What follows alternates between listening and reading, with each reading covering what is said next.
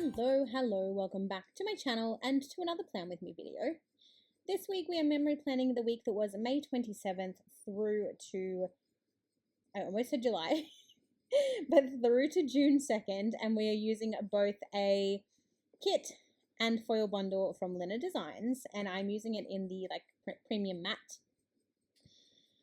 Now, I'm a little bit torn about this spread. So whilst the kit is really cute, this is probably one of my least favorite spreads for the year of 2024, if not my least favorite spread of 2024.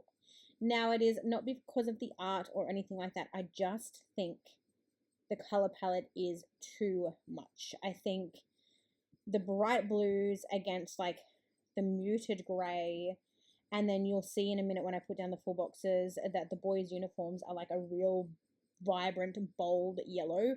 When on TV, they're like a really pale pastel yellow. And then I think just the combination of those three colors over and over and over again, I just think it's too much.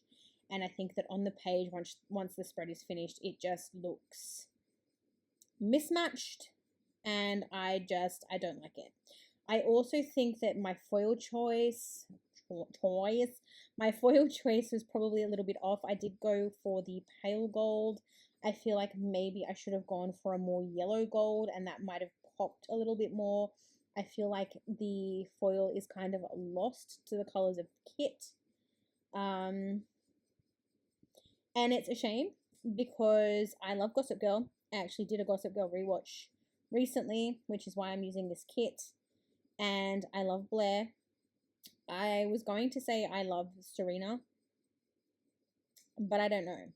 I feel like when I first ever watched Gossip Girl, I was very much Blair Waldorf, and still probably am. Like, she's my preferred character. But now watching it as an adult, I feel like I relate more with Serena in terms of emotions and stuff like that. I feel like I'm not by any means saying that I'm a Serena and acted and partied and stuff like that. I like Serena, but I don't know. I just feel like maybe I'm more of a Serena now. I don't know. But let me know in the comments below if you are a Blair or Serena girl, or which of the two you prefer, and which beau or which guy was your go-to. For me, it has always been and will forever be Chuck Bass. Don't know why. That's just, he's my guy. But yeah, I guess all of that to say that I really don't like how this spread came out, because I don't know. I think it's too clashy. I think it's just, I don't know. But it's in my planner. It's done now. It's, it happens from time to time. We do a spread that we may not necessarily love. And that's just kind of how things work. But let's go ahead and get started on the week by week. So for this spread, like I said, both Lina Designs, I didn't put the headers on because I didn't like the pattern and the colors of the headers. So I've got to find something that goes with this kit and fix that up, because again, I'm filming this voiceover in January 2025 and I still don't have date covers on the spread. So fun times. But the sidebar this week, we have the incredibly tall box of Blair. I think there was one of Serena as well, but obviously because, Blair's my girl, that's who I opted for. And then I used the smaller box of Serena. I then put a box in the bottom corner, and then because I was short an extra box, there wasn't enough boxes in this kit for how I now like to do my sidebar, I did just put 2 boxes for my highlight of the week, even though I haven't filled those in yet. So let's go ahead and start talking through the plans of the week. So this was the week that so this was the week of our embryo transfer. Again, maybe another reason I don't like this spread, because it was our embryo transfer week and this is kind of what I opted for, and then I didn't like it. So it's kind of like, well, why did I do this? But because it was our embryo transfer this week, basically for anyone who may be new to this or may not know kind of how IVF works, basically you do an egg collection. We do what we call ICSI, so they basically extract individual sperm, inject it into an individual egg, and then it's left to monitor for 5 days to see what fertilizes and what turns into a potential embryo or baby.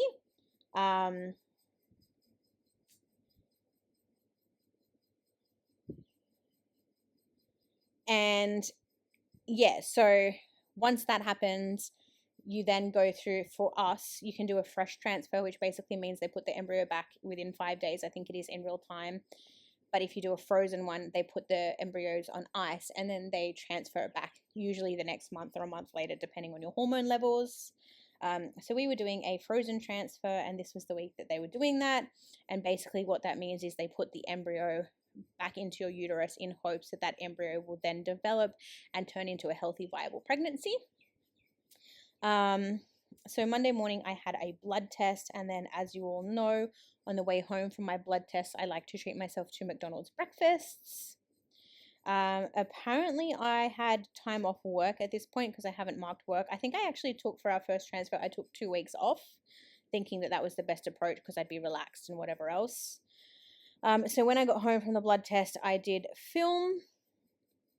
I then marked that I got the call from the clinic to say that my progesterone levels were good, because part of what they do when they monitor your like hormones and stuff like that, they start you on progesterone pessaries to help your progesterone levels to support your pregnancy. So basically that was what they tested in that blood test. They checked to make sure that my progesterone levels were good, and they called me to update and say that they were. And I actually had to order more pessaries because depending on what happens with your pregnancy, you have to continue on with the pessaries to a certain period. So I had to order more.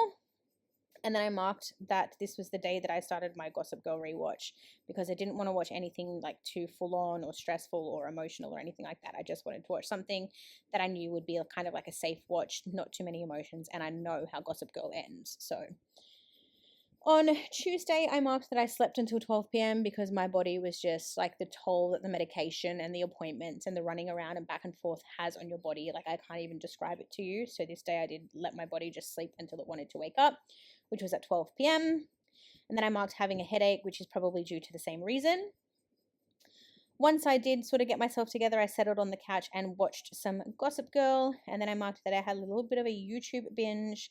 I unstacked and restacked the dishwasher. I did some laundry. And then when my husband got home, we had some family time and just hung out on the couch with the boys, aka our dogs. On Wednesday, I marked that we had to get up really early because our embryo transfer was scheduled for 8:45, and you need to be there an hour before to do all your check-in and paperwork and all of that. And for us, it's like an hour journey. So I was up very, very early. But we had our embryo transfer at 8:45 that day. And then on the way home, we got McDonald's fries. For anyone who is familiar with IVF, you know like what the fries are about. But for anyone who is not familiar, there's basically this old like superstition, wives' tale, that there's something about McDonald's fries and the amount of salt on them that helps with implantation and helps with the embryo like sticking around. It's just a thing in the IVF community. So we had some McDonald's fries, even though it was like before 10 a.m. in the morning. But I also got for breakfast, I actually had like hotcakes and coffee. So I had hotcakes and hot coffee in addition to my fries. We then went to like the local shopping hub, and I went to Harry Hartog, which is a bookstore, and I'm pretty sure I bought a whole bunch of books. And then when I got home, I napped because I was quite tired. And then I did do some reading that evening, but I didn't mark what I actually read. On Thursday, I'm pretty sure that flower icon or deco piece is from it's from the kit, but I think that was to mark having a lazy morning. And then I marked that I went on a walk because, again, you're supposed to like encourage blood flow to your uterus. So there's a number of foods that they tell you can have or consume for that, but they also encourage you to do at least 30 minutes of light exercise every day. So for me, that was walking. So I did that. I then got myself a cup of coffee on the walk, and then I came home and watched some more Gossip Girl, watched some YouTube, and then marked that I had a lazy evening. On Friday, again, slept in. I was just letting my body do what it needed to do in this time off. I then marked that, of course, I did do another walk. I watched some more Gossip Girl. I did some laundry. I did some reading. And then that night we watched The Wedding Ringer as our movie of choice for Friday.